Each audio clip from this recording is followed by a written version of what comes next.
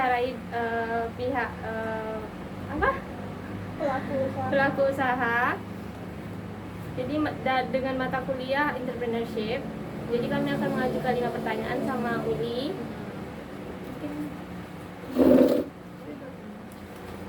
Oke, pertanyaan yang pertama, untuk pelaku usaha Uli, apa sih motivasi utama Uli untuk memulai usaha ini pertama kali? Iya, karena motivasi usaha. Iya, awalnya. Ada apa-apa. Karena hobi juga, hobi aku jahit aja. Karena tak plan ABC. Karena plan pertama Uli udah gagal, jadi Uli harus ada plan ganti lah. Iya. Cuma itu.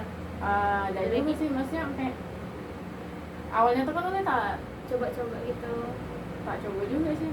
Tak ada kepikiran Nggak ada kepikiran gitu ya? Ada sih, sebetulnya Uli tuh awalnya kan tak lolos UTBK tuh. Jadi kayak gimana caranya biar biar bisa keluar dari lingkup yang tak di situ-situ aja gitu kan. Sedangkan kalau misalnya Uli kuliah di sini, nanti Uli bakal ketemu kawan-kawan Uli aja gitu. Makanya Uli milih jualan biar bisa tak di rumah dan tak di lingkungan yang itu aja gitu. At least kita ketemu customer dengan berbagai macam karakter gitu, dan aku butuh duit aja kan. Ya gitu. Oke. Pertanyaan kedua.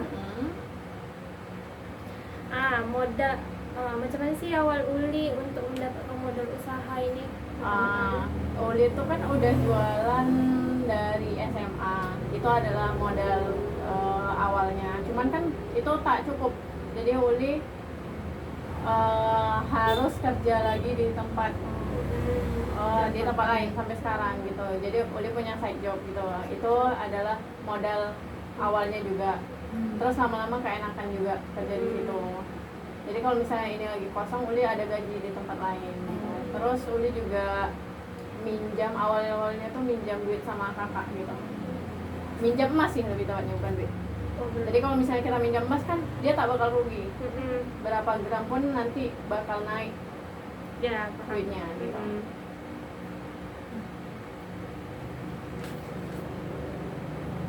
Oke, selanjutnya bagaimana cara Kak Uli untuk menentukan harga produk atau jasa yang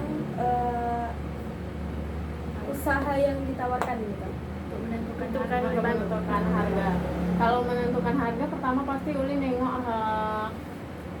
pasaran di sini berapa. Terus baru Uli kira-kirakan antara modal, keuntungan, bahan baku, penyusutan sama untung. Gitu. Semuanya digabung berapa persen. Baru bisa dapat harganya, nanti baru diagak-agak dengan pasaran harga di sini. Berarti ada perbandingan juga dengan usaha yang dengan kualitas segini kita bisa jual harga harus tak boleh sama, tapi harus beda, dan apa yang produk yang bikin orang lain tuh bisa beli di kita tuh apa benefitnya gitu. Oke. Ciri khas lah ya. Iya, ciri khasnya. Tingkat kesulitan. Berangkainya juga. Tingkat kesulitan. Iya, Berangkai Iya, juga. benar. Itu tergantung harga, ada kesulitannya juga kan. Oke, pertanyaan selanjutnya, bagaimana sih Kak Uli menanggapi kegagalan atau penolakan dalam bisnis? Gagal gitu. Contohnya tuh macam mana? Udah kurang paham kan? Misalnya komplain customer kayak kurang puas atau Pertama, tanggapi apa yang dia komplain gitu kan. Kedua, dia maunya macam mana. Ketiga, budget yang dia beli berapa gitu.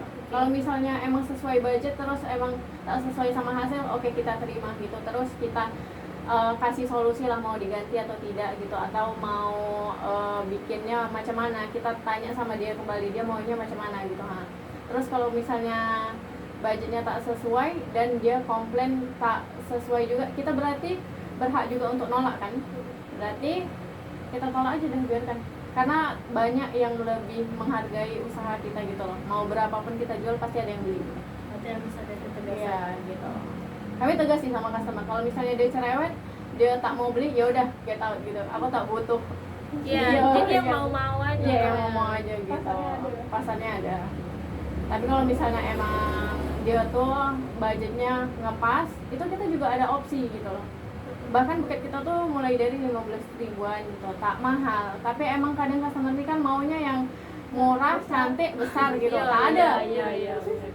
Murah, cantik, besar, cepat. Ah, itulah bikin seorang gitu. Nah, iya, emang iya.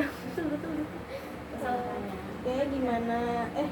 Yang selanjutnya yaitu gimana cara Kak Uli dalam mengatur keuangan supaya bisnis yang ini nih tetap berjalan dan nggak putus? Yang pertama adalah konsisten, terus antara duit kita sama duit bisnis itu harus dipisah. Terus kita harus jor-joran ke bisnis gitu. Tapi tengok juga kita tak boleh semuanya, misalnya duit kita ada 10 juta nih, tak boleh semuanya 10 juta kita kasih ke bisnis gitu. Kalau tidak nanti pas kita kesulitan kita mati gitu. Kita cuma punya barang tapi tak punya duitnya. Jadi intinya adalah konsisten gitu aja sih. Konsisten dan usahain cemana biar bisnis itu tetap jalan lancar gitu, walaupun pas down tuh tetap ada yang beli walaupun satu gitu.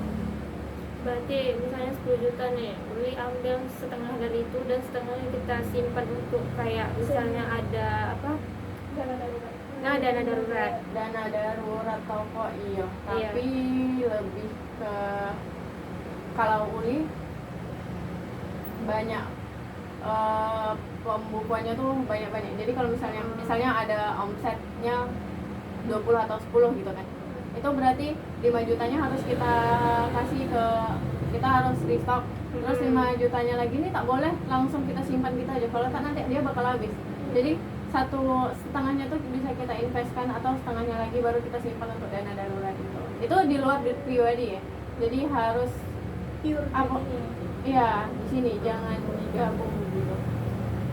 Biasanya tuh invest kemana Kak? Kalau Uli biasanya ke emas sih. Jadi tak boleh, itu kan emas tuh kan 5 tahun pun tak boleh diambil gitu. Jadi kalau untuk usaha kayaknya lebih untung.